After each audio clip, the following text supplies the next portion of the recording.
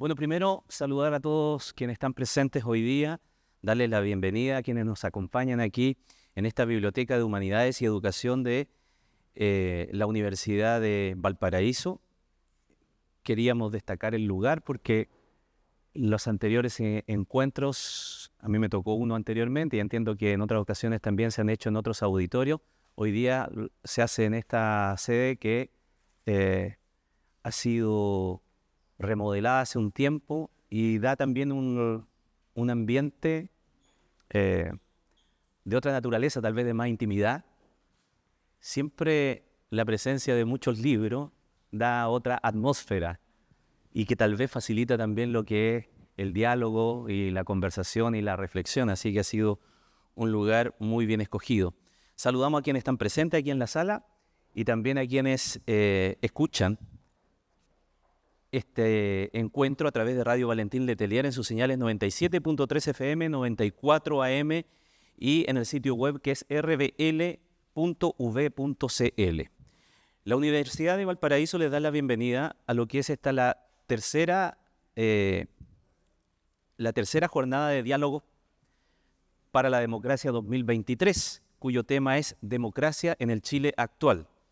Saludamos a las autoridades presentes, al rector de la Universidad de Valparaíso, el profesor Osvaldo Corrales Jorquera, y también al dueño de casa, el decano de la Facultad de Humanidades y Educación, el profesor Pablo Aravena Núñez. Gracias por recibirnos aquí en su casa. Agradecemos la presencia de todos ustedes y, como siempre, hay que señalar que estas jornadas de intercambio de ideas representan el compromiso que tiene esta casa de estudios en virtud de la naturaleza pública con la promoción de espacios de deliberación pluralistas, abiertos a toda la comunidad, en el que se puedan expresar libremente distintas visiones de país sobre temas relevantes para nuestra sociedad. El tema, como decíamos en el día de hoy, es Democracia en el Chile actual. Y tenemos 4 invitados a quien paso a presentar de inmediato: a Max Colodro, doctor en filosofía, analista político, columnista del diario La Tercera, actualmente ejerce como director del Magíster en Comunicación Política y Asuntos Públicos de la Universidad Adolfo Ibáñez. Bienvenido, Max. A Gloria Huth Gese, ingeniera civil en transporte, consejera constitucional electa por la región metropolitana, presidenta nacional de Evópoli, ejerció como ministra de Transportes y Telecomunicaciones en el segundo gobierno del presidente Sebastián Piñera. Gloria, gracias por estar también aquí. Muchas gracias. Tomás de Rementería Venegas, abogado, máster en Derecho Constitucional de la Universidad de París, Panteón-Sorbonne, diputado de la República y militante del Partido Socialista. Bienvenido. Y Claudia Pascal Grau, antropóloga social, senadora de la República, exministra de la Mujer y Equidad de Género del segundo gobierno de la presidenta Michelle Bachelet, milita en el Partido Comunista. Bienvenida, senadora. Gracias. Sí. Les voy a señalar cuáles son nuestra metodología en el día de hoy. Hoy tenemos más invitados, por lo tanto los tiempos van a ser un poco más acotados en ese sentido para las exposiciones. Cada panelista va a disponer de 10 minutos para hacer su exposición respecto del tema que nos convoca, que, reitero, es Democracia en el Chile actual, su visión del momento que estamos viviendo en nuestro país. 10 minutos cada uno y al final un diálogo entre los que nos dé el tiempo para poder profundizar respecto de los planteamientos que ellos han hecho hoy día con nosotros. Vamos a partir con Max Colodro y como cada uno tiene una idea, se le ha pedido que haga una presentación de unos 10 minutos y una reflexión referente al tema que nos convoca.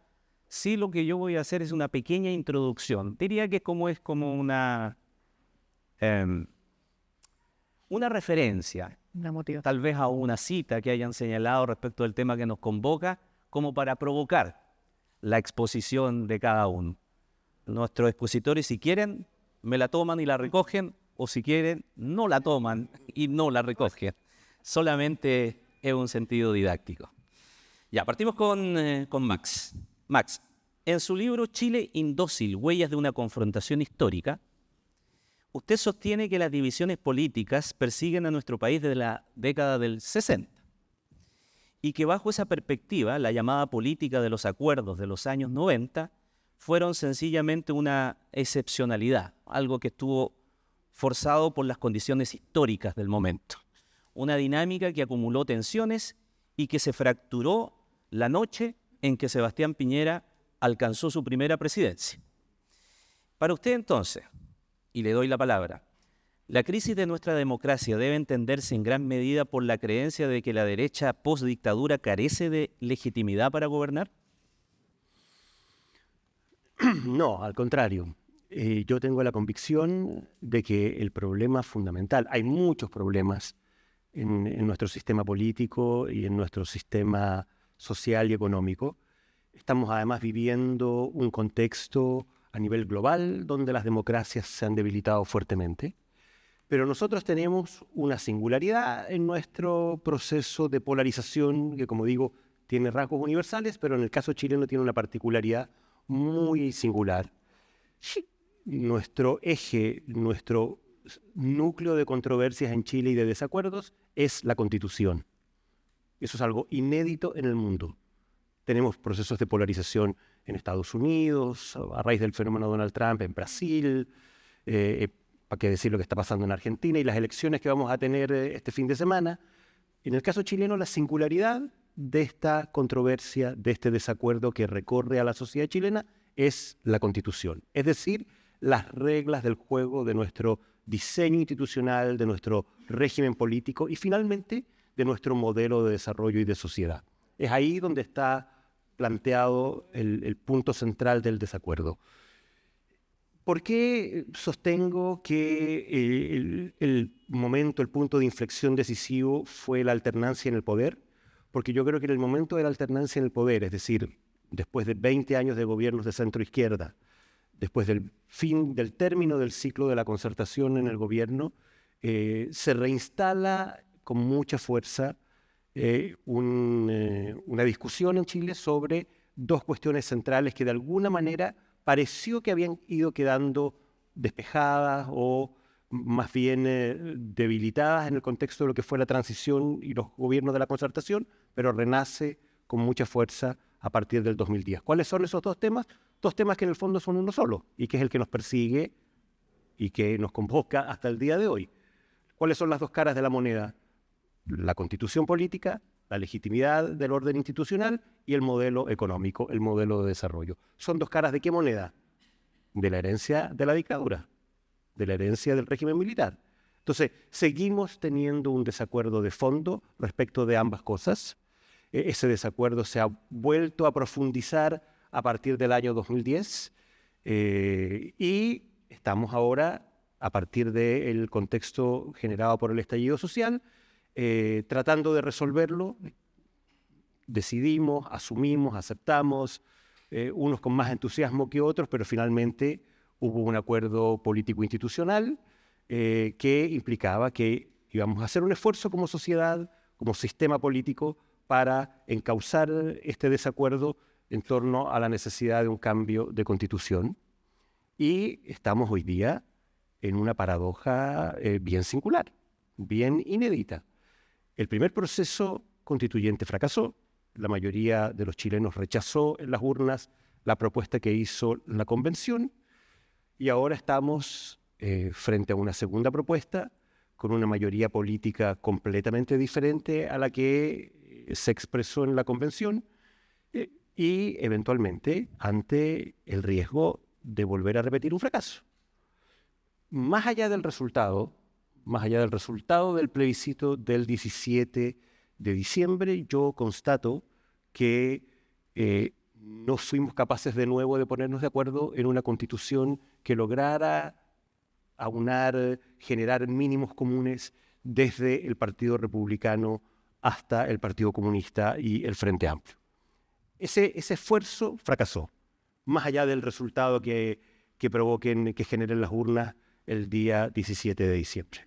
Entonces, gane la aprobación o gane la desaprobación, vamos a seguir siendo una sociedad donde tenemos un desacuerdo de fondo respecto de la legitimidad de las instituciones, respecto del régimen político que necesitamos para tener grados mínimos y razonables de gobernabilidad y sobre todo el tema más sustantivo, modelo de desarrollo. Subsidiariedad, versus Estado social y democrático de derechos. Ahí hay un desacuerdo ideológico, doctrinario, profundo, que puede que la gente no sea completamente consciente de que es parte de ese desacuerdo y de esa controversia, pero finalmente esa controversia se expresa en los actores políticos y finalmente, en lo más importante, en el diseño y la implementación de las políticas públicas. Entonces, ¿cuál es mi preocupación frente a lo que estamos enfrentando hoy día? Bueno, primero, yo no sé si nos hemos dado cuenta que si se da el resultado que están anticipando las encuestas, al menos hasta ahora, y se confirma la desaprobación a la segunda propuesta constitucional, pasamos a ser el primer país en el planeta que ha rechazado 2 veces una propuesta constitucional en las urnas y pasamos a ser el primer país en el planeta en el cual, en democracia, no fuimos capaces de ponernos de acuerdo en una constitución. O sea, en términos estrictos, un país que no es capaz de ponerse de acuerdo en términos de cuáles son las reglas básicas, las reglas mínimas para un diseño y un funcionamiento de sus instituciones. Estamos muy cerca de eso. Pero si se diera el otro escenario, el que las encuestas aparentemente no anticipan, dicen que es menos probable y ganara la aprobación, yo constato, por lo que ha sido el trabajo de este Consejo, por lo que han sido las discusiones en la comisión experta y ahora en la comisión mixta, que aún así hay un desacuerdo muy de fondo, hay un desacuerdo muy profundo de cuestiones básicas, y yo creo que ese es hoy día el principal problema de la sociedad chilena y de la democracia en Chile. ¿Y cómo crees o visualizas tú que podría haber una salida si eventualmente los 2 intentos fueran fallidos? ¿Qué otra salida? O sea, creo, a ver, si nos ponemos en el escenario, que es ese finalmente, el escenario de una desaprobación, bueno, vamos a entrar en una discusión más temprano que tarde, más temprano en mi opinión, respecto de cómo resolver este desacuerdo constitucional desde el Congreso, de si se vota o no se vota la propuesta que emanó de la comisión experta eventualmente en el Congreso, pero son todos escenarios muy complejos. O sea, el día de ayer, Moody's, una de las consultoras de riesgo más importantes en el mundo, le quita la calificación de estable a Chile y la pasa a negativo, y la razón que da Moody's es: este es un país que no tiene acuerdos en materias institucionales. Es un país donde no hay mínimos comunes y es por lo tanto un país que no garantiza estabilidad institucional y no garantiza certidumbre jurídica. Entonces, es un problema bien serio. Es un problema que en buena medida explica parte de nuestro deterioro económico, de nuestros últimos años anteriores incluso al estallido social. En los últimos 10 años, este país ha tenido una inversión promedio del 0,7, ha tenido un crecimiento económico per cápita en torno al 1,6%, que es una cuestión muy crítica, que no le permite al país tener los recursos para abordar una cantidad de necesidades y de demandas sociales enormes. Max, hay una cosa que me gustaría precisar y a ver si interpreto un poco también a quienes nos escuchan y están también presentes aquí en la sala. Es en el escenario de que el intento fuera fallido. Porque hay otra teoría que si este intento fuese aprobado, entonces sí podría dársele mayor estabilidad a la sociedad chilena. Al menos eso es lo que uno entiende de declaraciones de ayer, como por ejemplo del presidente de la CPC, que precisamente anticipa su opción personal, y se entiende que también gremial, ¿no?, de aprobación al texto que se está construyendo, justamente dando como argumento que con eso se terminaría la incertidumbre.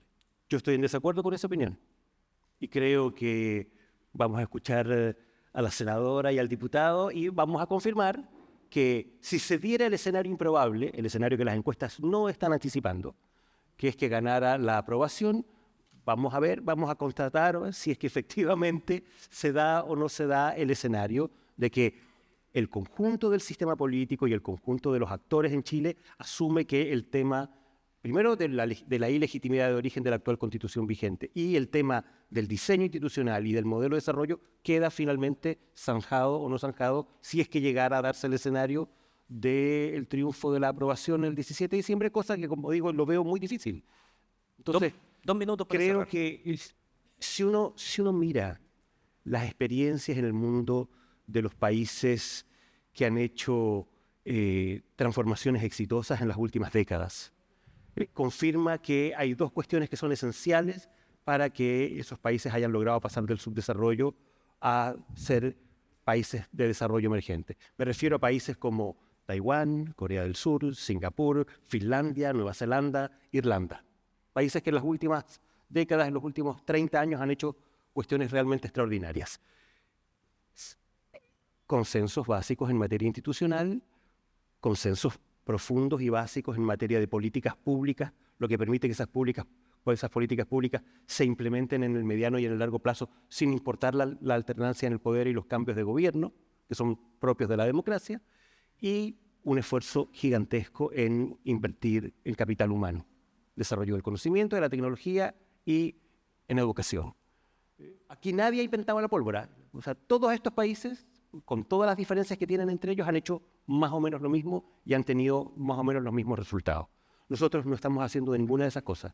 No tenemos hoy día un consenso institucional, estamos a puertas de confirmar de que podemos quedarnos sin una... O sea, 4 años, una millonada de plata para confirmar que no fuimos capaces en democracia de ponernos de acuerdo en una constitución. Y por lo tanto, si no tenemos un piso mínimo institucional de acuerdos, muy difícil que vayamos construyendo acuerdos en materia de políticas públicas y políticas públicas que permitan que, más allá de los gobiernos en particular y de la alternancia en el poder, por tanto, esas políticas puedan ser mantenidas y sostenidas en el tiempo. Entonces, creo que ese es el problema de fondo hoy día que atraviesa y que es el gran desafío de la democracia en Chile en este momento histórico. Gracias, Max. Agradecimiento para la primera intervención de esta mañana. Luego, al final de las 4 exposiciones, habrá tiempo para diálogo y tal vez intercambio de opiniones en la medida que el tiempo nos lo permita.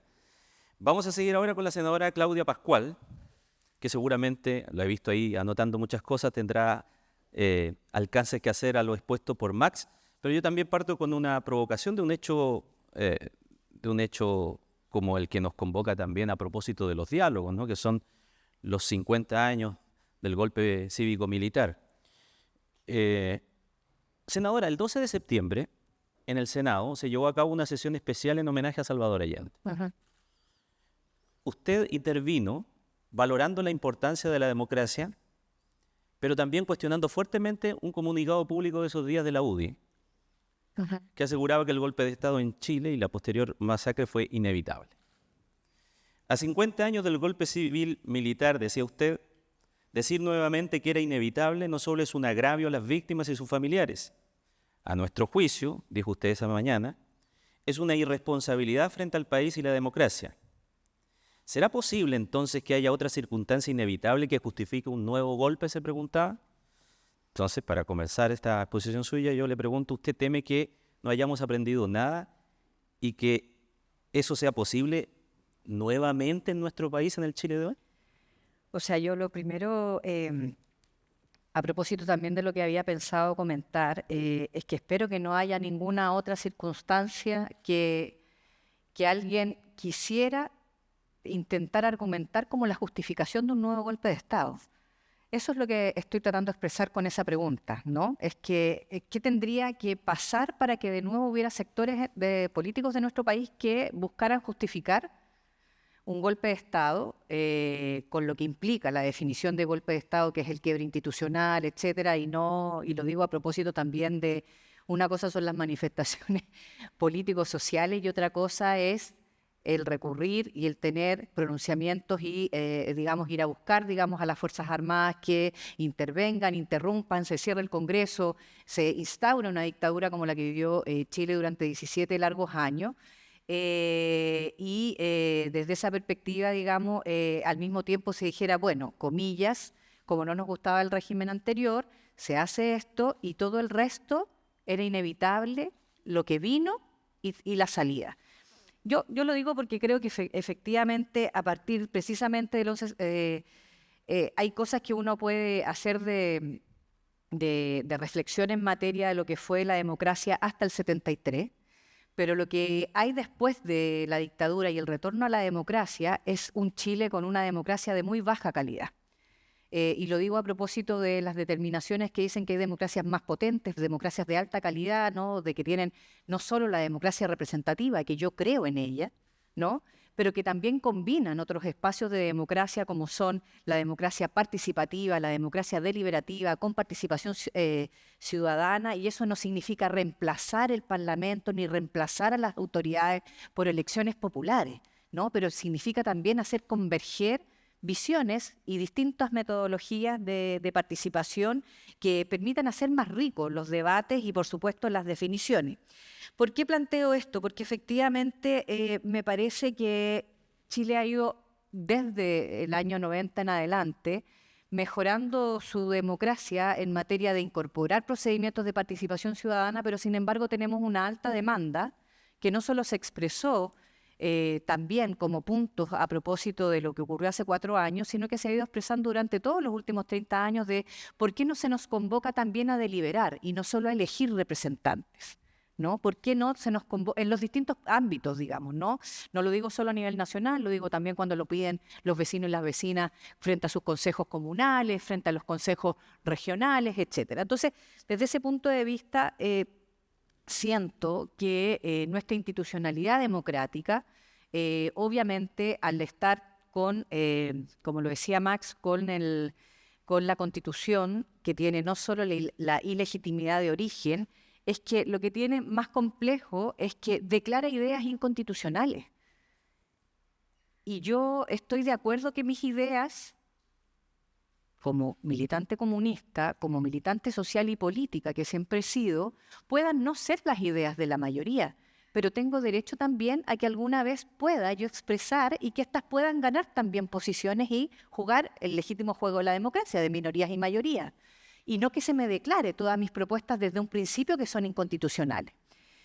Digo esto porque efectivamente la política de los consensos, y no solo de los acuerdos, sino que la de los consensos, durante 30 años quedó presa de la no expresión de la total diversidad de opiniones que habían en el país y de la no expresión de mejor manera de mayorías y minorías por un sistema electoral binominal que sobrerepresentaba quienes tenían la menor votación en cada uno de los distritos y subrepresentaba a quienes tenían esa mayor votación porque te obligaba a elegir siempre 2, ¿no? Y de hecho hacía muy poco atractiva, digamos, las elecciones para una gran cantidad de población en Chile, porque decía, pues ya se sabe quién va a salir, uno de cada lado y punto. O sea, ¿no? Y eso, desde ese punto de vista, yo creo que se pueden buscar 1000 fórmulas, digamos, para siempre ir mejorando nuestros sistemas electorales, pero lo que no puede ser es que le tengamos miedo a la diversidad. Para mí, una idea tremendamente relevante, democracia es igual también a diversidad. Y hoy día pareciera que en la construcción del proceso de la Constitución, del proceso de la Convención Constitucional, la diversidad fue expresada como algo vulgar, como algo que no tenía que estar ahí, como que estábamos siempre acostumbrados a solo ciertos representantes para ir a la deliberación. No estoy diciendo no estoy hablando de las ideas, estoy hablando también cómo se cuestionó los fenotipos expresados ahí, las ideas y los lugares socioeconómicos desde los cuales se venían de quienes estaban ahí, y a mí eso me parece peligroso, porque quiere decir entonces que siempre estoy diciendo que tienen que ser de algún lado, de un nivel socioeconómico determinado, de un tipo de educación determinada, de una experiencia, y yo a la diversidad no le tengo miedo. Y creo que es expresión de democracia. Otra cosa es cómo juegan minorías, mayorías, etcétera, ¿no? Pero no le tengo miedo.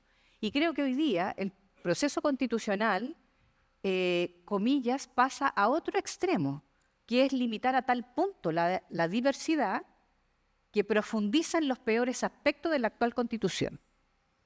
Y se nos pretende colocar más neoliberalismo, menos Estado, menos derechos sociales, menos libertades personales e individuales, y por lo tanto, inclusive, colocar cerrojos constitucionales e institucionales que impliquen que no hay más procesos constituyentes nunca más. Yo no estoy diciendo que aquí tenga que haber un tercer proceso, por favor.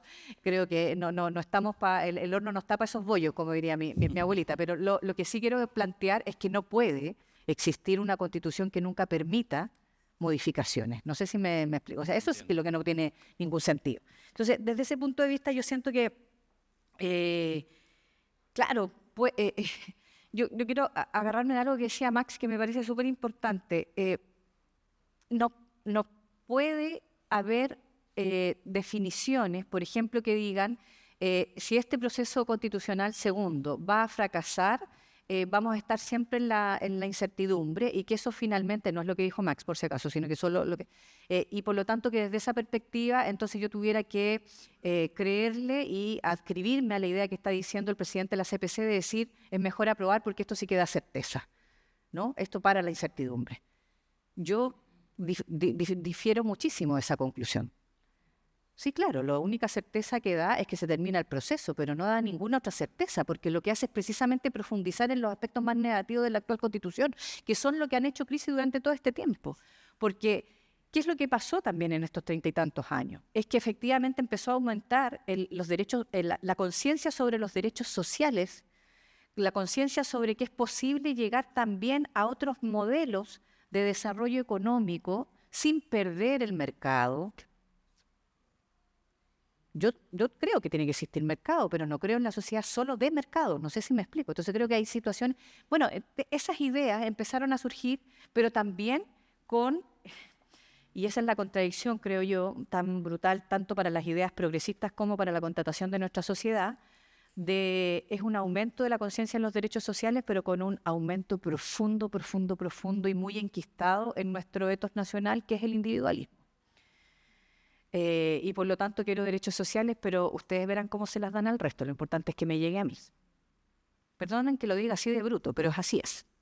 Entonces, ese tema yo creo que es fundamental para poder lograr conversaciones desde la política que nos permitan llegar a temáticas que no cierren caminos, sino que al mismo tiempo los dejen abiertos para poder seguir colocándonos de acuerdo, ¿no? Yo creo en un Estado social y democrático de derecho, ¿no? Creo que va a resolver de mejor manera que un Estado subsidiario, pero eso no significa que esté en contra del mercado necesariamente. No sé si me explico, y aquí se ha colocado las cosas de manera muy compleja. Entonces, desde ese punto de vista, me parece que nosotros tenemos que abordar de mejor manera la calidad de la democracia, no solo en el juego institucional, sino que también cuánto le satisface a los chilenos y a las chilenas esta democracia. A mí me parece tremendamente preocupante que encuestas en nuestro país, después de una dictadura brutal de 17 largos años, después de un quiebre institucional como el que implicó el golpe de Estado, sin parlamento, sin leyes debatidas con la gente, con represión, con las 7 modernizaciones, comillas, llamadas del Estado que nos tienen donde nos tienen en la concepción de Estado, etcétera, hoy día estén las encuestas y los estudios de opinión dando los porcentajes más altos del retorno a la democracia en materia de la desvalorización de la democracia y el aumento de la valorización de un gobierno autoritario. A mí eso me parece tremendo, Senadora, brutal y pobre para nuestros nos quedan unos minutos más todavía.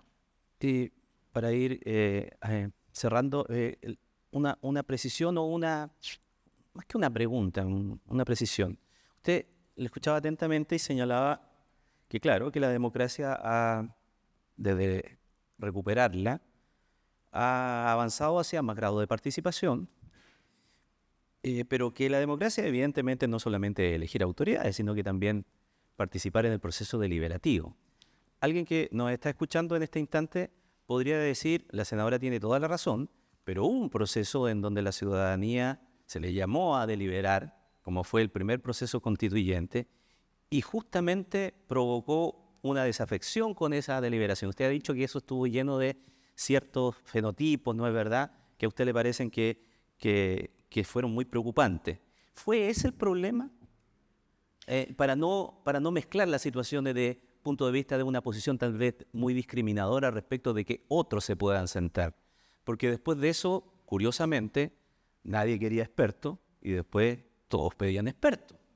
No, Y, bueno. y ahora parecía que la conjunción de los expertos era lo que satisfacía todo y no lo que está quedando después de pasar al Consejo, este otro Consejo. Bueno, tendríamos que ver más estudios, digamos, de por qué tan bipolares de repente, ¿no? Como chilenos y chilenas, pero esa parte es para otro panel, más largo que ahora. Pero lo que creo que efectivamente no, yo creo que en el proceso anterior hay más cosas que confluyen, ¿no? Pero indudablemente sí hay un tema de que se buscó, por eso es que puse esos ejemplos, porque se buscó desprestigiar ese proceso desde ese punto de vista, lo cual no significa que sea lo único que haya complotado para el resultado del plebiscito, indudablemente. Tiene que ver también con los fondos, con los contenidos de esa misma convención. A mí hay millones de contenidos que están ahí que todavía me convocan, pero sin embargo, solo voy a poner un ejemplo para no tocar muchas susceptibilidades, pero constitucionalizar los juzgados de policía local a lo menos era un exceso. No sé si me explico, o sea, a lo menos, para decirlo de alguna manera sencilla, para no poner otros temas que eran más... Pero por eso digo, o sea, para mí, de verdad, creo que al principio uno trata como de colocar, pucha, que esté todo en la Constitución para que en realidad no se mueva nada, pero también creo que si hay algo que espero que nuestro país haya estado aprendiendo de estos dos procesos, independiente cómo terminan, es que las constituciones son rayados de canchas generales y no el programa de gobierno de ningún sector. No. Y por lo tanto tienen que permitir que mis ideas, tus ideas, las de Max, las de Tomás, las de Gloria y las de todos los que están acá sean constitucionales. Un minuto más. Salvo la tolerancia, indudablemente, con violaciones a los derechos humanos, etcétera, etcétera, que son temas que no debiéramos tolerar. Pero el resto, efectivamente, entonces desde esa perspectiva yo creo que hay aprendizaje, pero cuando lo deliberativo tú lo pones solo en el proceso de un plebiscito, yo estoy hablando también de otros procesos. Por ejemplo, fue un tremendo avance la ley 20.500, que es la de participación ciudadana, que te permite todos los consejos de participación y de organizaciones en todos los ministerios, en todos los consejos comunales, regionales, etcétera, pero que sin embargo cuando las organizaciones llegan ahí dicen, oye, pero son solo consultivos, po.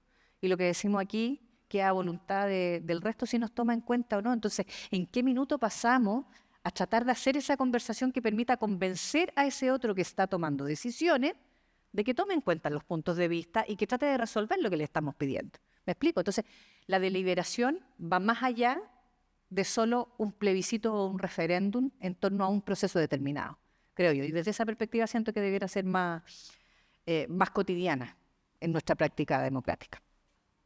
Muchas gracias.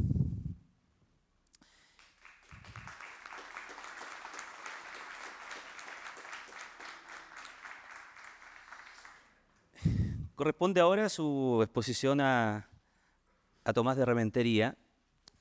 Y también, antes de escucharlo y concederle sus 10 minutos, está dicho aquí, ¿no? Estamos en medio de un proceso constituyente del cual usted tiene mucho reparo, por lo que le he escuchado en distintas entrevistas, ¿no? De hecho, en estos últimos días usted decía en una de esas entrevistas, si esto queda como está hasta ahora, creo que la inmensa mayoría de las fuerzas, no solo las progresistas, sino que las moderadas, tendrían que llamar a votar en contra. El trabajo hecho hasta ahora, entonces, a su juicio, ligado con el tema que nos convoca, ¿es claramente un retroceso para nuestra democracia? Bueno, muchas gracias por la invitación. Saludo al rector. Yo creo que la democracia chilena tiene muchos desafíos y uno el constitucional. Si me dicen que la propuesta que está saliendo ahora va a solucionar el problema constitucional, la respuesta claramente es no.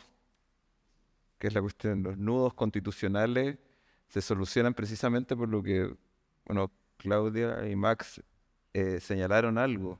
Los proyectos constitucionales tienen que tener consensos amplios. No te sirve ganar un plebiscito con el 51%. Cuando nos vemos casos exitosos, que no quiero ir tan lejos, pero por ejemplo Colombia, donde hay un montón de reparos con la Constitución, las fuerzas se pusieron de acuerdo desde las fuerzas que venían saliendo de la selva de la guerrilla hasta la derecha tradicional colombiana conservadora, los liberales, para llegar a eso, y tuvieron un plebiscito que fue ampliamente apoyado, y fue una Constitución que señalaba: con esto nos ponemos de acuerdo, con esto funcionamos, y todo lo demás se lo dejamos a la política del día a día, que eso es lo que creo que no se ha entendido en ninguno de los dos procesos constituyentes. Las constituciones tienen una función básica. Yo en esto tengo tengo un carácter simbólico primero, que es el carácter de unidad nacional, de un emblema, digamos, del establecimiento de una comunidad política, la organización del Estado y el otorgamiento de los derechos que en el fondo son indubitados.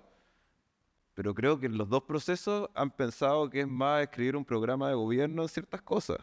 Yo en el primer proceso constituyente hubo muchas cosas que me gustaron, que eran muy avanzadas en la Constitución, pero creo que también había cosas, el ejemplo de los juzgados de policía locales paradigmático, pero no sé si tuvieron una expresión de que todo tenía que salir de la Constitución y no dejaba prácticamente nada a un juego político.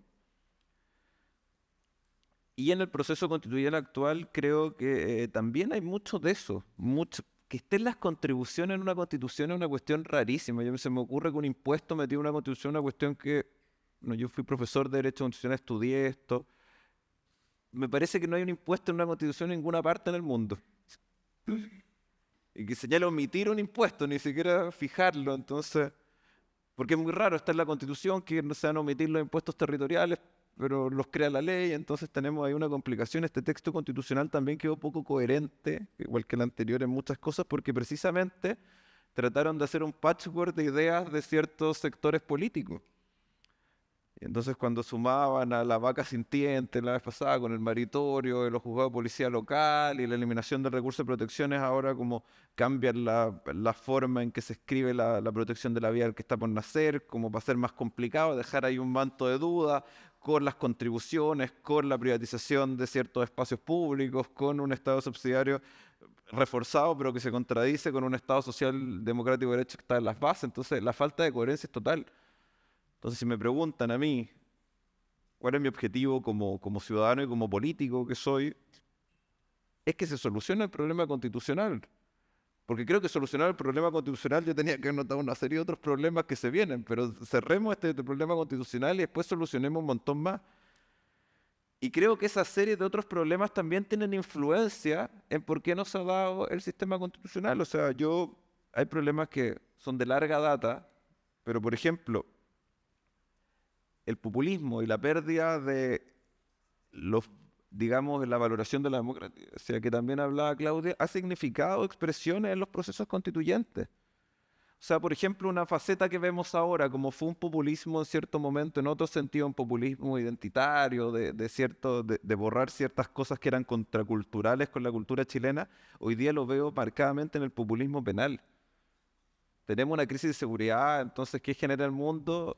El otro día hablaba con un sindicato de taxistas y con un sindicato de trabajadores de la feria y todos me decían, lo que acá falta en Chile es un Nayib Bukele. Y eso se transmite al debate constitucional donde sale la expulsión de extranjeros en una constitución. Esa cuestión también es inédita en el mundo. Entonces, cuando vemos eso, que se traduce que los problemas de nuestra democracia finalmente están plasmados en este debate constitucional. A mí me gusta mucho una frase de un expresidente de la Corte Suprema de Estados Unidos, se llama Louis Brandeis, que decía que podemos tener una democracia estable o podemos tener el poder económico concentrado en pocas manos. Cuando Ricardo Meves habla a través de un gremio sobre una decisión política, me parece que ahí hay un problema en nuestra democracia.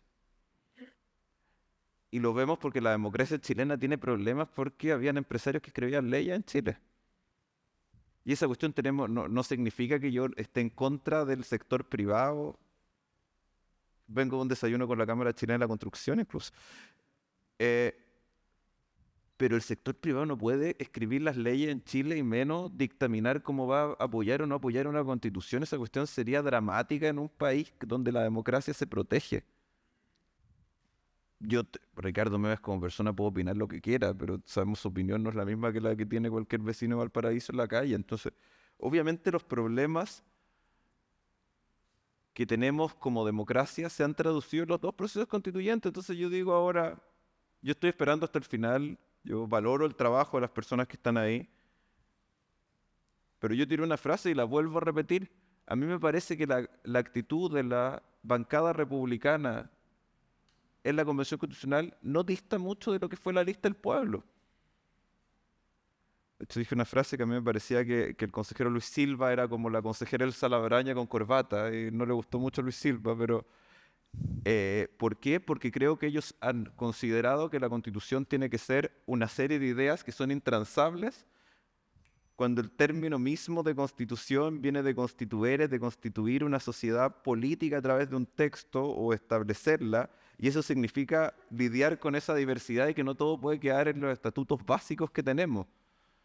Entonces creo que finalmente cuando digo esa frase de que en la situación actual voy a votar en contra, no es para darle una derrota a José Antonio Kast, que me gustaría, pero no es el caso de lo que me motiva. Me motiva porque la Constitución tiene que generar una solución a un problema que hoy día no está solucionado. Que es que no tenemos ese elemento simbólico que nos une un poco a todos y que funcionamos, decimos, pucha, estos son nuestros términos básicos, así va a funcionar nuestro sistema político, más o menos así nos gusta, más o menos estos derechos son los más o menos básicos que tenemos, sino que desde la Constitución del 80 incluso, esto ha sido un tema programático, porque la Constitución del 80 también fue un programa político y social que había que combinaba una serie de elementos, una democracia protegida, autoritaria, y lo decían, es cosa de leer las actas de la Comisión Ortús, que de ahí le empezamos a meter hoyos a esta, con terminar con senadores designados, o sea, acá había un artículo 8 que permitía declarar personas inconstitucionales. Clodomiro Almeida, histórico de mi partido, fue declarado él personalmente por el Tribunal Constitucional como una persona inconstitucional. Esa es la Constitución que estábamos discutiendo.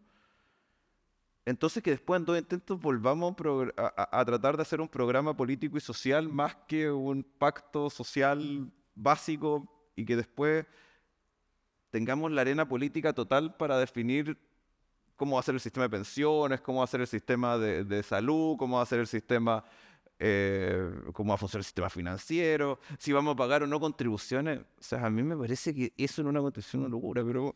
Tomás, y dicho de ese punto de vista, por aquí algo se deslizó, ¿no? ¿Usted cree en la posibilidad eventual de un tercer proceso constituyente o eso no podría ser posible yo en tuve la actualidad? una posición que probablemente muchos no estuvieron de acuerdo en mi sector. A mí en política y en derecho no me gustan los fetiches. Entonces yo creo que hubo una fetichización de la idea de un texto hecho por un órgano 100% electo, especialmente para el asunto. Yo creo que acá tenemos que conseguir un fin, que es que haya un texto político que reúna a la sociedad, digamos, cómo está funcionando y que sea permanente, que no dependa de estas mayorías que vienen, porque la vez pasada fue la vista del pueblo, ahora los republicanos no sabemos lo que viene después, tal vez el partido de la gente, o sea, vayamos a un tercer proceso y gana una tercera opción, no lo sé. Y yo de verdad creo que acá el objetivo, como decía Deng Xiaoping, es que el gato case ratones, no el color. Entonces, a mí me interesa una constitución que nos una. Yo creo que sí puede haber un tercer proceso constituyente, pero no dado de las formas que fueron hechos los 2 anteriores, porque realmente yo creo que la sociedad no lo admitiría, pero el problema va a seguir latente. Entonces creo que ahí estamos llamados los órganos políticos existentes, que son las asambleas parlamentarias, el gobierno y los partidos políticos, a ponernos de acuerdo en la forma de buscar modificar ese texto del 80 cambiado, que yo creo que a pesar de eso, con las modificaciones que incluso a mí me cuesta decir eso, porque acabo de decir que es un texto de un origen totalmente legítimo, pero creo que con las modificaciones del Lago, con las reformas que se hicieron en el último proceso de reducir los quórum, el mismo Atria dijo que se habían sacado los cerrojos que tenía, cuando el nuevo texto pone un texto que es pétreo, que es prácticamente incambiable, Ya, pero no podemos llamar más a rechazar. el texto actual de la Constitución tiene sí, aparte de todas esas otras modificaciones, de haber sacado los enclaves autoritarios, etcétera, y con todas las imperfecciones que tiene hoy día luego de las modificaciones, sí tiene una última introducción que yo siempre, en mi calidad de periodista, pregunto así como a la gente, y pocos lo observan, que es el distinto quórum que hay para su propia modificación, que son 4/7. Si se aprobara el texto en discusión ahora, sería de 2/3, no de 4/7. Por lo tanto, esa es una llave. Esa es la trampa que hablaba Atria, que él mismo dijo hace poco que el texto ya no era tramposo porque había bajado el quórum. Y es verdad, o sea, los textos constitucionales generalmente tienen quórum más altos, pero decir 2/3 es haberse enamorado de sus propias ideas y fijar algo que es incambiable. O sea, ¿cuándo una idea va a recibir 2/3? Algo que no fue aprobado por 2/3. O sea, esto lo fijó un parlamento, lo fijamos, creamos el proceso constitucional, donde con Claudia nos tocó estar en esa comisión bicameral de que hizo el reglamento, que fueron 24 horas de amor para redactarla de 9 de la mañana a 9 de la mañana. Y ahí no hubo, entonces, que se cree un quórum nuevo más alto del que creó el propio órgano, me parece que es algo que ya es de por sí irregular. Bueno, para finalizar, decir, acá tenemos un texto constitucional que no soluciona, yo creo que son los 3 grandes problemas que tiene Chile. Un problema simbólico, que es que haya algo que nos una, porque no une. De hecho, tiene cosas que son tremendamente contraculturales. Segundo, solucionar el problema político, que lo tenemos, porque ni un gobierno ha podido hacer reformas, porque tiene un problema de atomización en el Congreso, el sistema de partidos está totalmente superado, tenemos un problema institucional gigantesco. No lo soluciona porque no crea un sistema político que solucione eso. De hecho, crea un Senado todopoderoso, una cuestión casi el Senado romano, pues que el anterior lo creaba un Senado que era simbólico, ahora se fueron a crear el Senado más potente del mundo probablemente. Y tercero, no soluciona el problema social porque lo que llevó al proceso constituyente fueron el sentimiento de injusticia de muchas cosas, y eso todavía sigue latente. Y no lo soluciona porque reafirma el problema del Estado subsidiario reforzado que hay, que hace que el Estado no pueda cumplir sus mínimas funciones, porque acá, yo siempre digo, no se puede tener chicha y chancho, no se puede querer ser país desarrollado, pero con prestaciones sociales de país tercermundista. Eso no existe en ningún lugar del mundo, y la Constitución actual y el proyecto que están sacando reduce esa posibilidad. Entonces yo creo que ahí es el camino de que tendremos que nuevamente ponernos de acuerdo como sociedad política para buscar la forma de darle salida a esto, pero también tenemos que buscar que ese consenso sea social, porque de repente hablamos mucho entre nosotros y socialmente no comprendemos. Muchas gracias. Gracias, Tomás.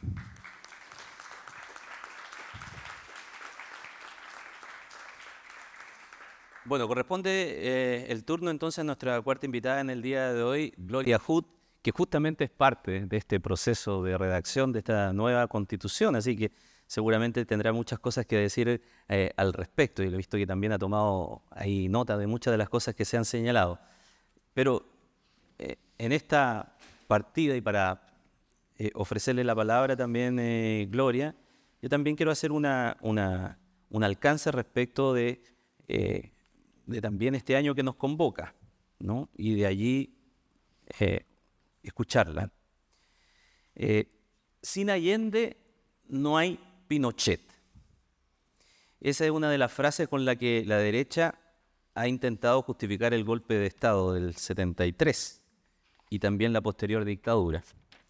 El principal argumento que sustenta dicha idea está en la supuesta inevitabilidad del golpe de Estado. Pero usted ha sido uno de los pocos dirigentes políticos de la derecha que no está necesariamente de acuerdo con ello. Así es. Y lo ha dicho públicamente. Entonces, en ese rol, en esa voz tal vez diferente al que hemos escuchado en esta materia, pero también en el tema que nos convoca hoy día, que es la democracia en el Chile actual y que está mediatizada por esta discusión constitucional, usted también y su sector tiene mucho que decir al respecto. Algunos lo ven como la opción moderadora de ese texto constitucional. Y entonces cada vez que hay una votación, ¿y qué dice Bópoli? Sí, me dicen el voto 33. Muchas gracias, Ramón, y muchas gracias por invitarme a este foro. Creo que es tremendamente importante esta discusión y ojalá pudiera haber más instancias donde se discuta, porque creo que hay poca información y yo quisiera transmitir lo que yo por lo menos he podido vivir. Voy a partir con esa respuesta y la tenía anotada aquí justamente en el contexto de los acuerdos. Creo que eso nos lleva a hacer un análisis de por qué se ha quebrado la democracia en Chile en forma tan brutal como fue, por ejemplo, en el golpe militar del año 73. Y hace poco me pidieron que escribiera un texto para una universidad de la competencia. Hice un recuento y una lectura entre otras de las investigaciones de Max. Y una de las grandes razones fue la falta de acuerdo, la imposibilidad de que el país se pusiera de acuerdo. Y entonces aquí no recae una responsabilidad en uno o en otro, sino en el sistema político completo. Y eso lo dice Arturo Valenzuela en una investigación muy fundamentada, y lo dice una cantidad de personas de distintos sectores que llegan a la conclusión de que el sistema político llegó al colapso porque no fue posible llegar a acuerdos, porque había problemas objetivos en la economía, qué sé yo, pero más allá de eso, se hace un recuento en general que coincide en muchos casos. Está Tomás Mulián, Manuel Antonio Garretón, Max, Ascanio Cavallo, Daniel Mansuy. Hice el recuento de todos los que habían hecho sus investigaciones. Y todos coinciden en que cuando se polarizó, cuando la democracia cristiana finalmente tomó una opción más radical en la derecha, y cuando la unidad popular se hizo ingobernable porque había dos almas y esas almas nunca se pudieron tampoco poner de acuerdo, el sistema no dio ninguna salida. Y a mí me preocupa ver en las generaciones nuevas que no vivieron esa etapa, que a veces se banaliza esta situación como si después recuperar la democracia fuera una cosa fácil. Y yo creo que no tienen conciencia de la dificultad inmensa que es recuperar la democracia. Y de hecho hasta ahora estamos todavía trabajando 50 años después por marcar una huella de la democracia que queremos. Y creo que eso revela la importancia de los acuerdos. Aquí la clave fue no ponerse de acuerdo. Y lo que estoy viendo ahora es de nuevo una enorme dificultad para los acuerdos. Mientras más nos polarizamos, más difícil se hacen los acuerdos. Y voy a hacer un recuento porque quiero ir a algunos elementos del Consejo que para mí son malas señales.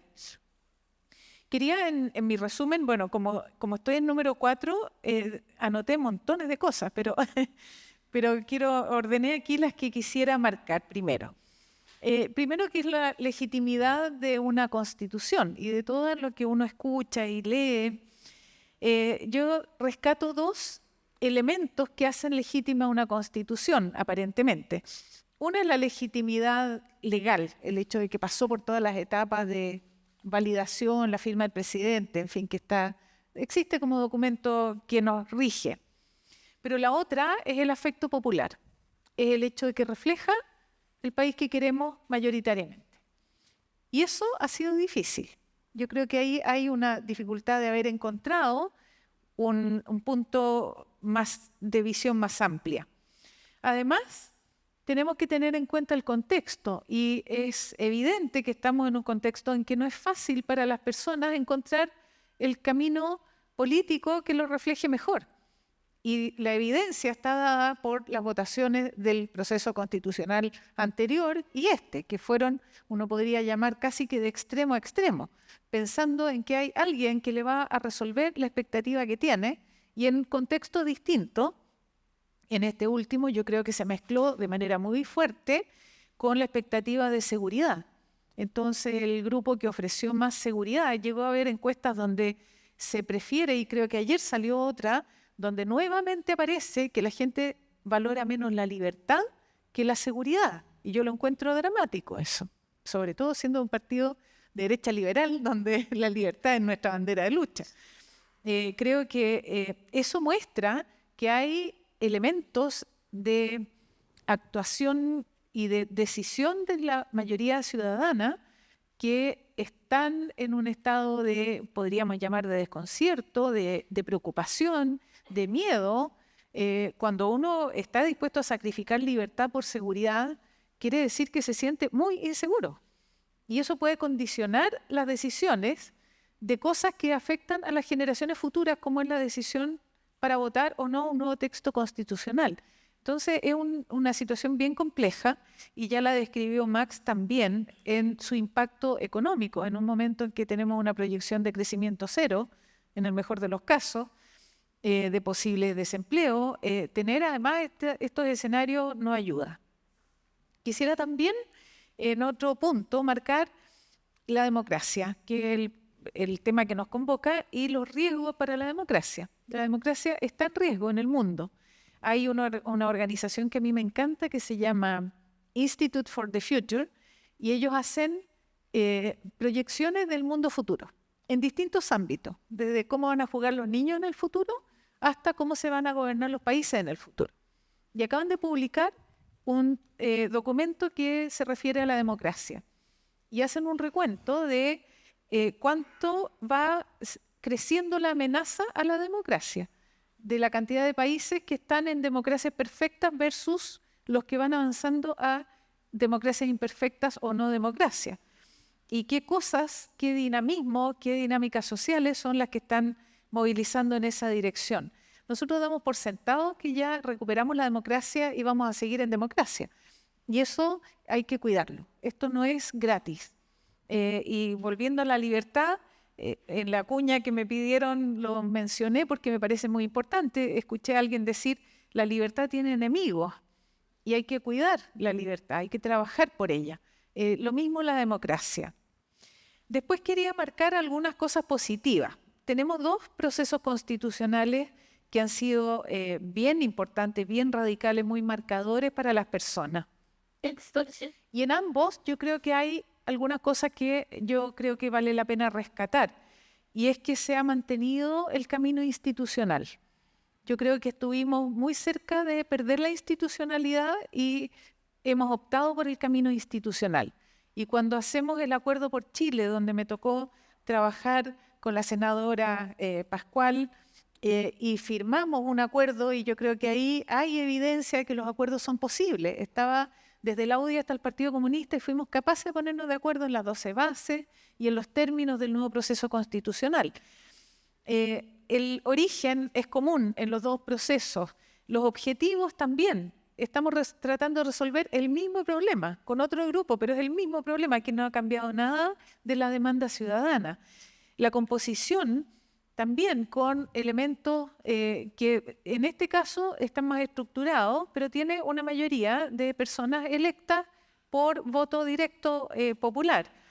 Y es un proceso democrático. Yo creo que esos son elementos valiosos que tenemos que rescatar de lo que ha pasado en el último tiempo, independientemente de cómo se vea que esto puede ser una ruptura. Además, en las últimas votaciones, las de los últimos capítulos, fueron votaciones transversales, mayoritarias por, no sé, 49 votos o 48 votos, y fueron todas las instituciones, el Tribunal Constitucional, la Contraloría, el Poder Judicial.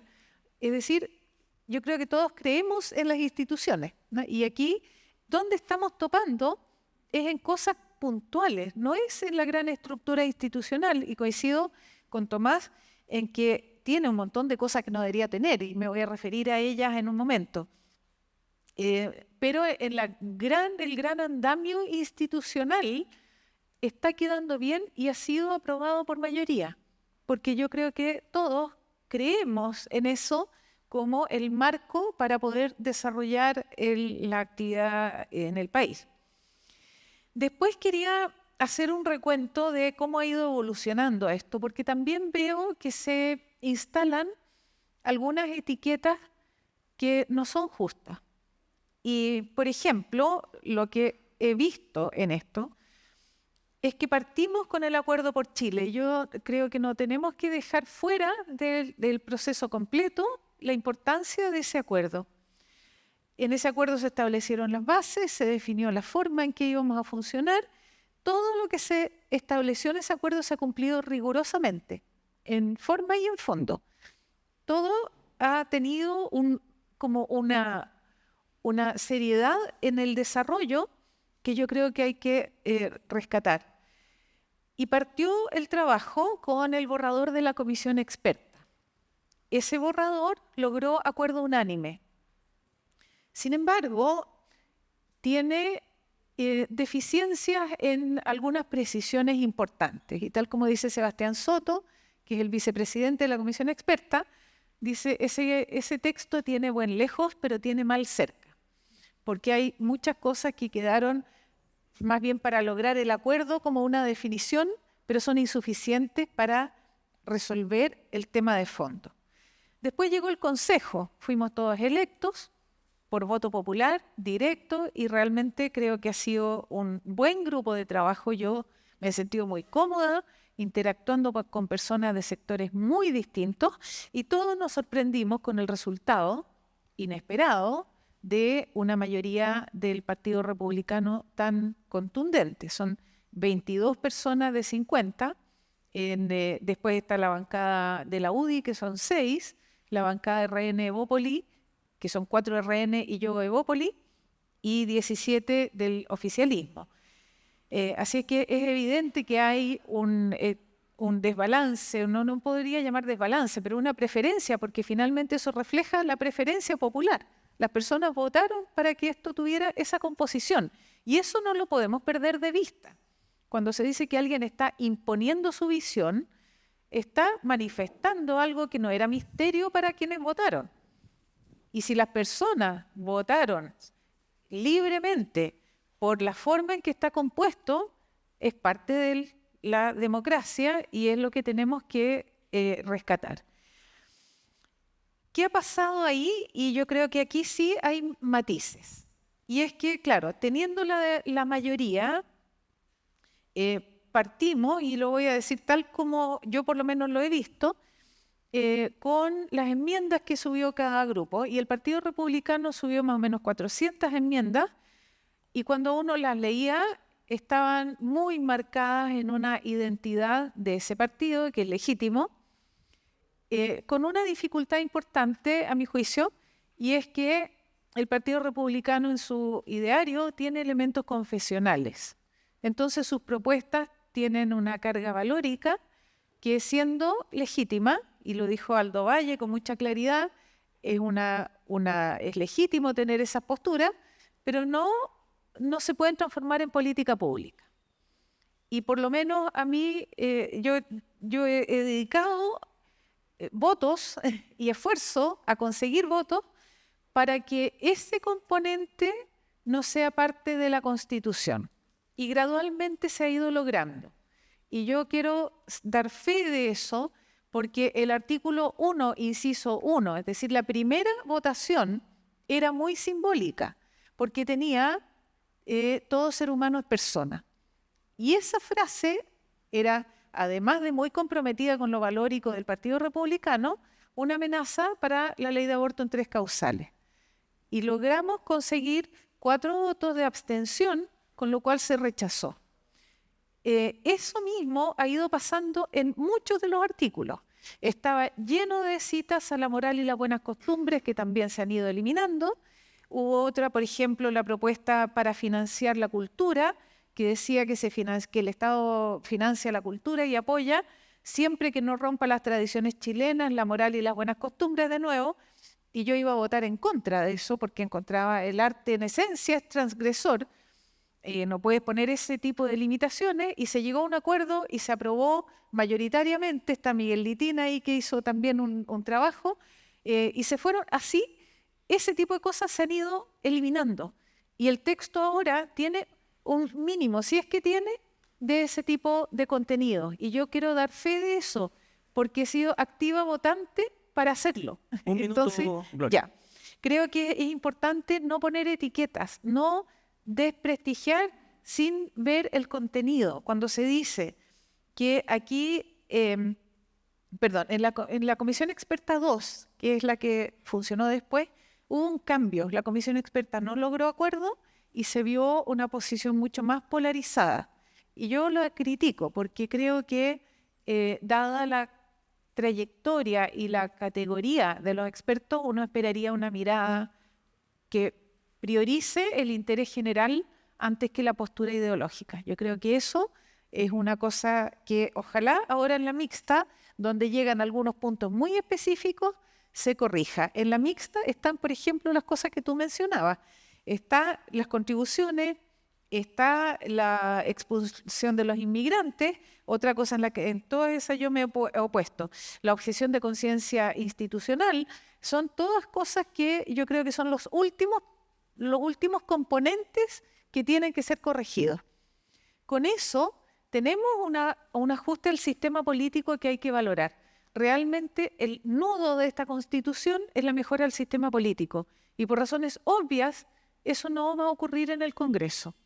Yo creo que si aquí no corregimos el sistema político dando un marco de gobernabilidad al país, es muy difícil que ocurra en otra instancia. Además de un montón de otras cosas que venían ya como temas desde la Constitución, desde el borrador anterior, como, hay modernización del Estado, descentralización, los temas de mujer, la participación ciudadana, el sistema de justicia. Son innovaciones enormes, enormes. Realmente yo estoy muy tranquila a estas alturas con el texto y tengo confianza en que este último componente de la mixta resuelva esos nudos ideológicos que todavía estaban presentes. Solo una pregunta para terminar y luego dar el paso a la conversación y ustedes también pueden hacer sus interacciones. Esas consideraciones últimas que señala Gloria, si no se dan esas correcciones que ha señalado en esos aspectos fundamentales, ¿condiciona su voto para cuando vuelva al texto y tenga que enfrentarse al texto completo? El suyo particular. Sí, no, porque todo lo que era más identitario valórico se corrigió. Y, por ejemplo, si hay un voto de mayoría y esa mayoría decide, por ejemplo, a mí me gustaría que salieran las contribuciones del texto, porque no tiene nada que hacer en la Constitución.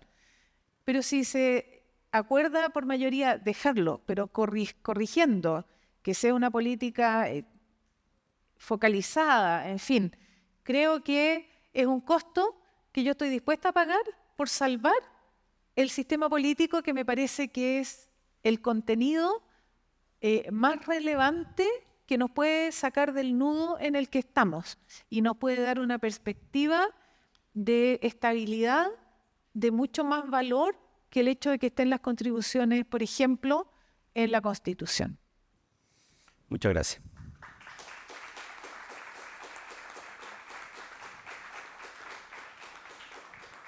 Le queremos agradecer a nuestros 4 invitados por su exposición y ahora vamos a tomarnos un tiempo.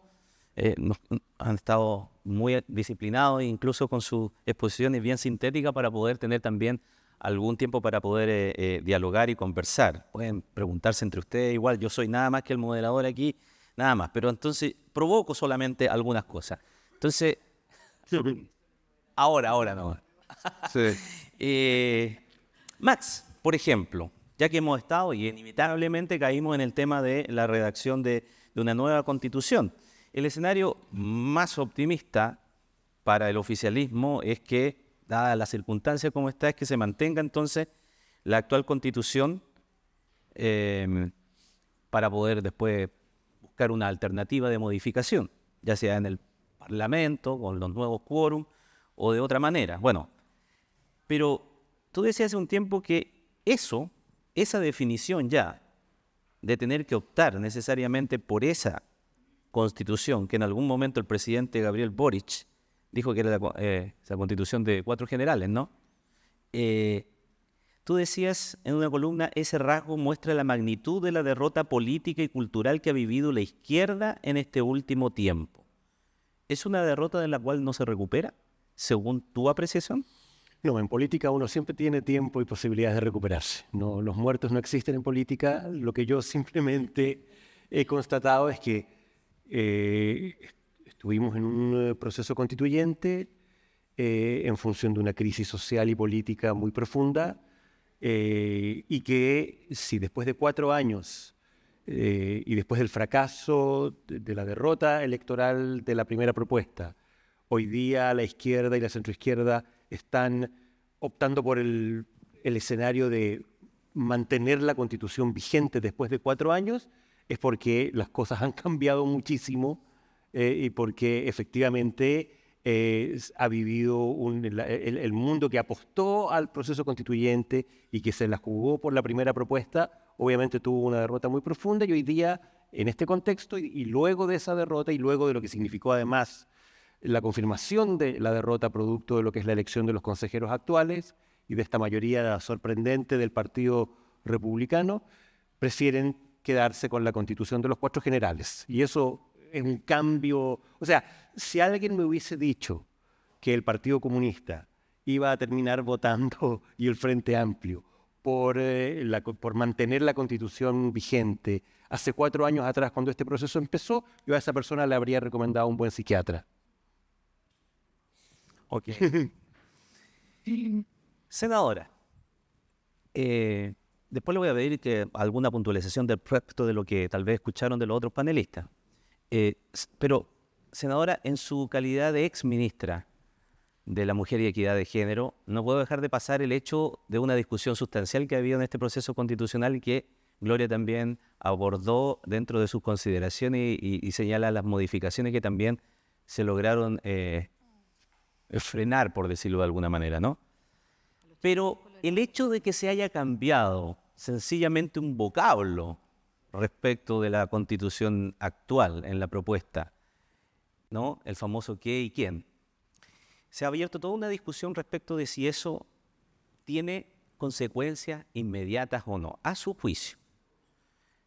Esa modificación, como quedara el texto hoy día, ¿pone en peligro la actual legislación del aborto en 3 causales? Lo sospeché desde un principio que podría venir por ahí la pregunta, los chapulines colorados. Yo supuse. No, mira, lo que yo creo es que reducir la interpretación constitucional del aborto, la despenalización de la interrupción voluntaria del embarazo en 3 causales solo por el término qué y quién, me parece que no es del todo justa, puesto que el texto que tiene hoy día en discusión y que se ha estado deliberando, digamos, en el Consejo Constitucional, hizo más que solo ese cambio.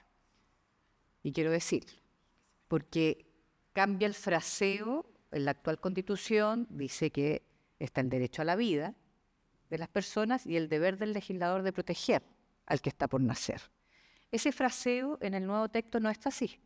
Es el derecho a la vida de las personas y de quién está por nacer, ¿no?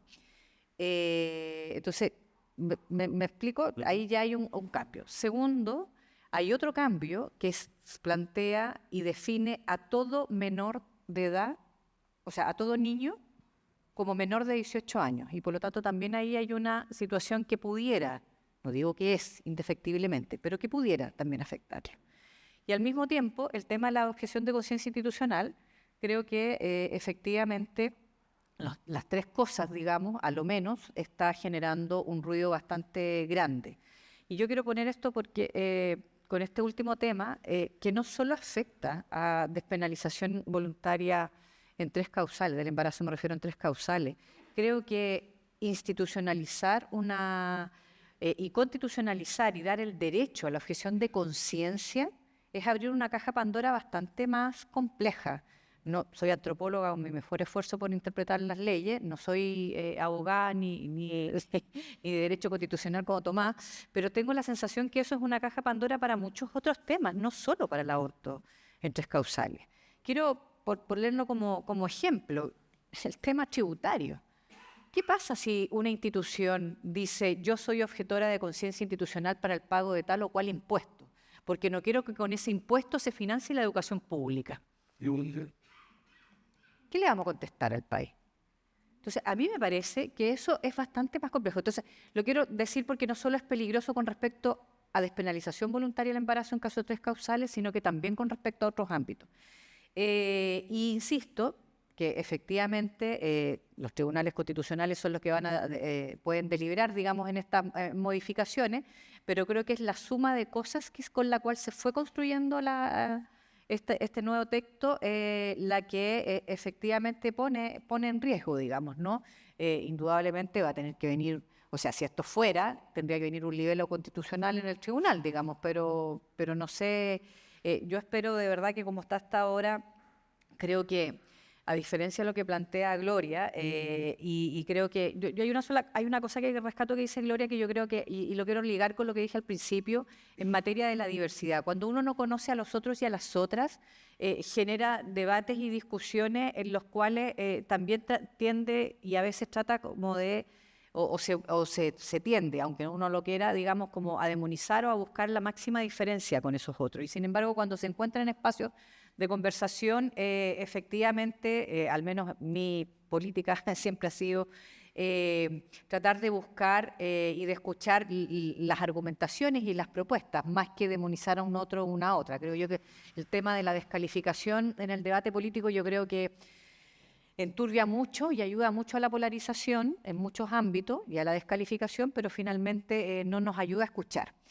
¿Y por qué lo quiero decir esto? Porque creo que efectivamente yo no tengo ningún problema con que nosotros tratemos de funcionar y hacer que nuestra democracia busque el diálogo y indudablemente busque los acuerdos. El tema es si acaso esos diálogos y esos acuerdos también parten de ciertas constataciones que yo creo que a Chile nos ha faltado discutir y nos ha faltado colocarnos de acuerdo. ¿Cómo podemos tener acuerdos cuando no siempre se parte de la lógica y del diagnóstico de que Chile es un país desigual en materia socioeconómica y que es un país desigual en materia de acceso a una serie de derechos y de situaciones? Entonces, si no reconocemos la profunda desigualdad que tiene nuestra sociedad, difícilmente nos podremos poner de acuerdo para cuáles son las salidas. Si esas salidas son en etapa, si esas salidas son mediadas, si esas salidas tienen que... Bueno, conversémoslo. Yo no tengo problema en que busquemos las mejores fórmulas, no sé si me explico, pero a veces no partimos ni siquiera de un diagnóstico en común. Y creo que desde esa perspectiva, el conversar, el dialogar es importante, indudablemente yo no le resto para nada valor. Creo además en ese sentido en la democracia, creo que además una característica del Partido Comunista chileno es muy relevante durante todo el siglo XX y que queremos seguir manteniendo en este siglo XXI es el respeto a un país que tenga una democracia con un sistema político partidista, digamos, ¿no? Entonces, desde ese punto de vista, siento que indudablemente el diálogo y la conversación y la generación de acuerdos es fundamental, pero cuando yo delante decía, pero si ese acuerdo queda preso de no escuchar a lo que está opinando la gente, miren, yo solo les quiero decir la desafección que hay también con lo que en algún minuto se puso como mucha apuesta y todos los temas se van a resolver con el debate constitucional, cuando ese debate constitucional tiene dos procesos, uno que no resultó, producto que la gente no aceptó la propuesta de la primera convención, no es que dijera estoy feliz con la del 80, y lo mismo puede ocurrir ahora, tampoco va a decir estamos felices con la del 80 o prefiero la del 80, lo que se está diciendo es que no acepto esta nueva propuesta, digamos, ¿no? Pero también genera desafección que en estos 4 años se cargó toda la mata a la Constitución y sin embargo seguimos con el debate de pensiones irresuelto, de salud irresuelto, de educación irresuelto, etcétera, etcétera. Y tenemos propuestas para reformar pensiones. Y esa reforma no se puede llevar a cabo, porque no hay ganas de dialogar para llegar a acuerdo. Lo que hay ganas es de dialogar para que se mantengan las condiciones actuales del sistema de pensiones, que es diferente. Gracias. Tomás, hemos visto, y salió aquí en el debate a propósito de las intervenciones, ¿no?, que este proceso no ha terminado todavía, le falta, y ya hay posiciones que comienzan a definirse. Escuchamos y la conversábamos aquí, la posición del presidente del CPC, por un lado, pero también hay actores políticos que ya se han pronunciado. Hasta el propio expresidente Piñera ya salió al ruedo a señalar que le parecía que estaba dando su voto a favor o su complacencia respecto a lo que estaba quedando. Ayer, sin ir más lejos, ya el propio Partido Republicano comenzó su campaña, claramente, con polémica, con un video allí que mezcla con los panamericanos, que parece que va a ir a la justicia y todo eso, pero bueno, ese es otro tema. ¿Por qué digo todo esto? Los actores políticos, en el caso de ustedes, el Partido Socialista, ¿tiene posición al respecto? ¿Se va a anticipar o va a esperar que termine todo esto y a lo mejor llega tarde? O sea, nosotros dijimos en el proceso anterior que había que esperar el texto final. Lo que sí uno tiene, personalmente, y no hablar por el Partido Socialista, yo creo en el centralismo democrático, así que eso hablará Paulina Bodanovich. Muy disciplinado. Mañana tenemos congreso, así que además ahí probablemente va a salir alguna definición. Pero yo creo que hay indicios que son claros. Yo no concuerdo con Gloria que se solucione el problema político con el sistema político que hay en ese texto. Y creo que hay algo que es grave, tú lo dijiste. Este es un texto que es incambiable. Acá nos están dejando algo escrito en una piedra que no se va a poder cambiar porque hay unos quórum que son draconianos y ante eso, yo creo que este no es un debate binario, digamos, porque acá se ha decidido, no, si uno aprueba esto, está aprobando la Comisión Ortúzar, ya, si uno vota en contra de esto, no, uno está aprobando la posibilidad que el texto actual tiene para solucionar el problema constitucional de forma más fácil, precisamente por esos quórums que permiten una plasticidad constitucional que el texto de los republicanos no tiene. El texto de los republicanos lo que quiere es perpetuarse. Y sí creo que hay cosas que son bastante graves. Por ejemplo, que haya temas relativos a indultos, o sea, a condiciones carcelarias en la Constitución, que tienen un objetivo específico político, que es sacar a ciertas personas de la cárcel. A personas que cometieron probablemente los delitos más atroces de la historia de Chile. Es un discurso, una vez los llamé de una forma que no lo voy a llamar de nuevo, pero me parece que esas personas, ya lo voy a decir, me parece que lo que quieren es liberar bestias. Y eso no puede estar en una constitución y eso tiene un sentido que es poner una trampa al debate político. Entonces a mí eso se me hace inaceptable aprobarlo. A mí si se mantiene esa norma que se va a liberar a las personas y que se tenga, porque no deberían por qué estar así, y que lo han dicho expresamente los republicanos que ese es el objetivo de esa norma. No es liberar a viejitos que están cumpliendo una pena porque se robaron, piratearon DVD o algo así. Es liberar a criminales de guerra, delitos de lesa humanidad. O sea, eso es lo que están tratando de dejar libre. Entonces, obviamente, cuando me ponen esa disyuntiva en el debate, yo creo que el indicio va que nos están tirando un camino que no desearíamos haber tomado porque todos estuvimos de acuerdo en el acuerdo por Chile, de que esto se avanzara, que era un nuevo proceso, de que teníamos que solucionar el problema constitucional, pero ganaron los republicanos, pusieron una música, a la derecha tradicional le gustó bailar esa música o sintió que era necesario y lo hizo, y nos ofrecieron este texto de hoy que tiene límites que para mí son líneas rojas que no voy a pasar. Gracias. Gloria, en su exposición se hizo, obviamente, por el rol que está cumpliendo en este instante, se hizo cargo mucho de los temas que están en este momento en discusión respecto de la redacción del proyecto de nueva Constitución, pero también al principio habló de las amenazas a la democracia como un fenómeno, no solamente un fenómeno global, ¿no? Y usted lo ha dicho en varias ocasiones, no solamente aquí, ¿no? Ha dicho que la democracia va en retroceso y que se van instalando gobiernos autoritarios. Marca ahí una frase en una entrevista suya. ¿Ve ese mismo riesgo? ¿Consideraría que eventualmente un gobierno del Partido Republicano sería un gobierno autoritario?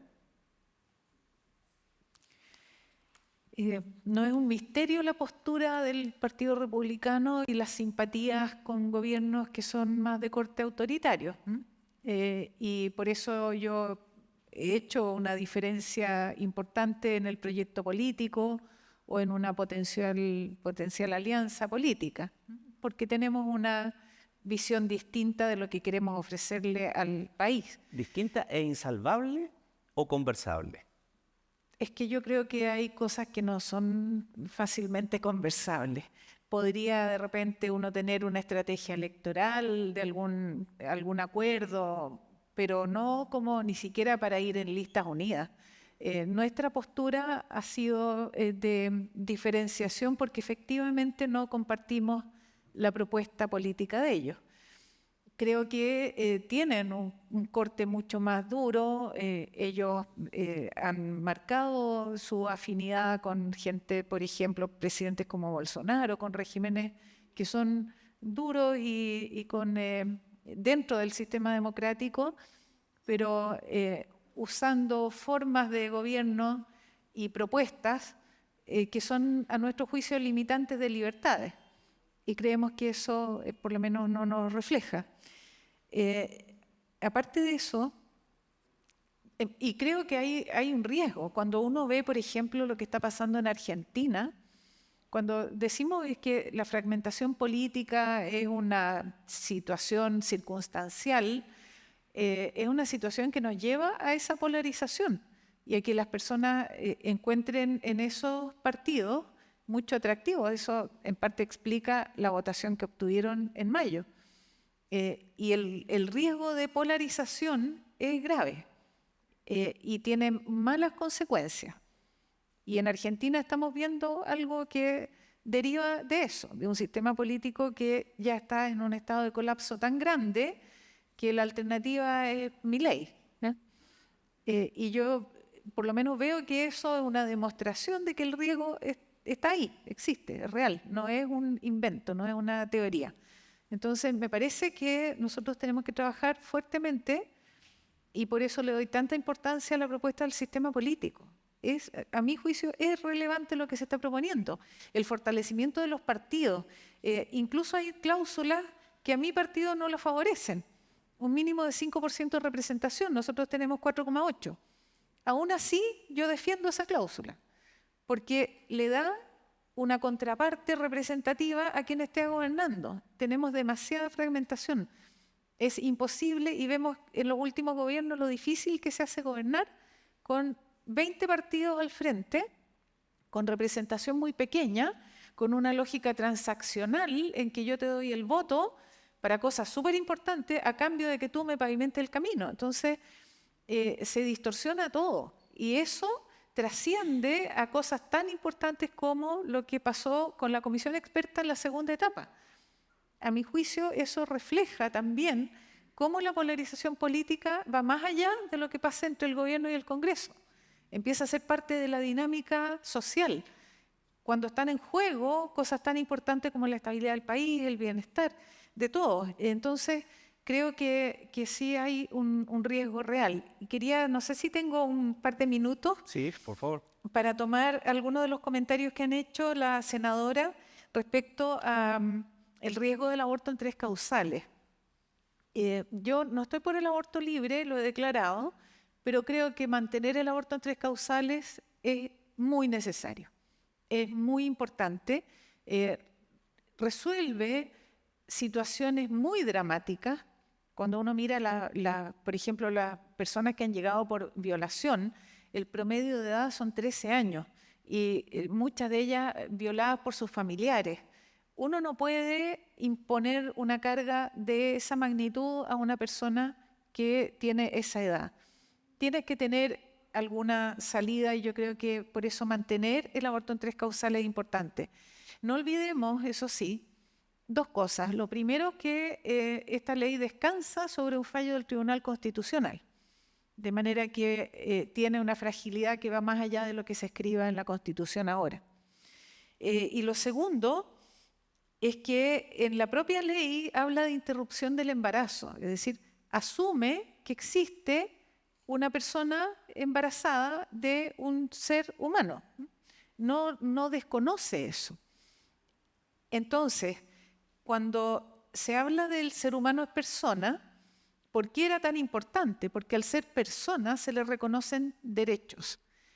Cuando se elimina eso y queda, por ejemplo, el quién o el qué, esa diferencia no es relevante, porque se refiere exactamente a lo mismo, que es el ser humano no nacido. Nadie podría dudar, a eso no se está refiriendo a un mueble, se está refiriendo a una persona que no ha nacido. Entonces, el riesgo para el aborto en 3 causales, a mi juicio, quedó controlado con el rechazo del artículo 1, inciso 1, y no descansa en la frase del ser humano, del que está por nacer, que entre paréntesis, en la segunda etapa de la comisión, se me enredan los nombres, de la comisión experta, Chile Vamos propuso volver al texto de la Constitución actual para dar certezas y que no hubiera ninguna duda. Y el oficialismo votó en contra. Entonces es curioso, tampoco la definición de niño, por la misma razón, las mismas razones que he explicado, implican un riesgo para el aborto en 3 causales, porque todo eso ya existe. Y sobre la modificación de la Constitución, en cada uno de los ámbitos hay distintos requerimientos. Yo reconozco que hay una dificultad mayor si uno quiere modificar la Constitución completa. De hecho, había una propuesta de reemplazo constitucional que finalmente se rechazó, porque era media engorrosa y larga y tomaba dos periodos parlamentarios. Pero el cambio constitucional sí sigue siendo posible. Y sigue siendo posible en ámbitos específicos y claro, cuando hay una necesidad de cosas que son estructurales por razones lógicas y porque todo esto apunta a incentivar acuerdos, tienes quórum mayor. Senadora Pascual, ¿alguna consideración? Ya que ahí hay una diferencia de opinión. Y le aprovecho de preguntar algo también. Usted señalaba, era una conjunción de cosas en su exposición, ¿no? No era solo una cosa, no era solo el qué y quién, sino que eso lo explicó bien. Y tocó el tema de también la objeción de conciencia.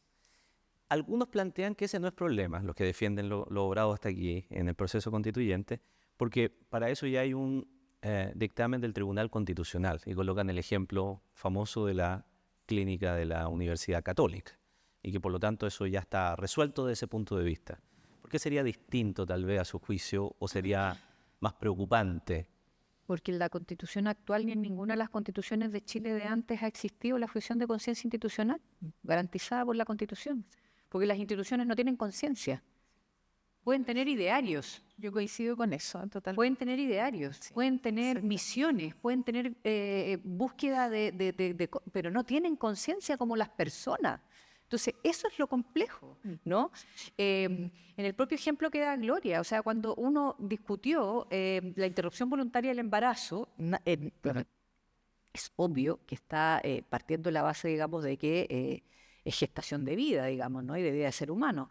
Pero planteaba no solo los temas constitucionales, sino que nosotros también argumentamos que son situaciones en las cuales la diversidad de opiniones, de religiones o de fe que tiene la gente, de visiones de mundo, etcétera, de formas de vivir su vida, son tan distintas que el Estado no te puede imponer la decisión. Y por lo tanto, desde ese punto de vista, yo creo en esa libertad de decisión y de conciencia, y esa la tienen las personas como individuos, no las instituciones. Por eso es que digo que también es más peligroso. Pero también me gustaría plantear, desde ese punto de vista, que no pudiera... yo creo que hay muchos más elementos que solo el tema de, por ejemplo, la interrupción voluntaria del embarazo, conflictivo o no en materia de interpretación o no interpretación con el nuevo texto que está quedando.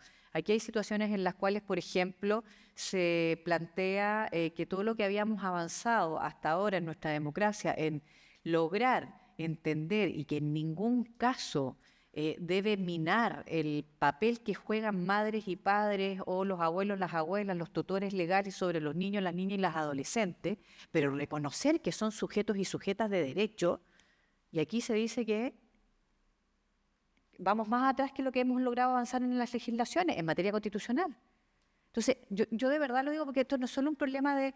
No, o sea, no podrías poner como el punto de inflexión solo interrupción voluntaria del embarazo o no en materia de esta Constitución, la otra o la nueva propuesta que venga, sino que son muchos más derechos los que están en juego, que no están siendo resguardados. Y finalmente, por lo mismo, y en eso sí quiero rebatir la Gloria, no me parece que el único argumento para decir, mira, todo lo demás podría seguir siendo mejorado, pero lo importante es que estamos todos justo aquí por el tema del sistema político, que es imposible que lo cambie el Parlamento. Perdón, fue el Parlamento el que cambió el sistema electoral binominal y lo pasó al actual.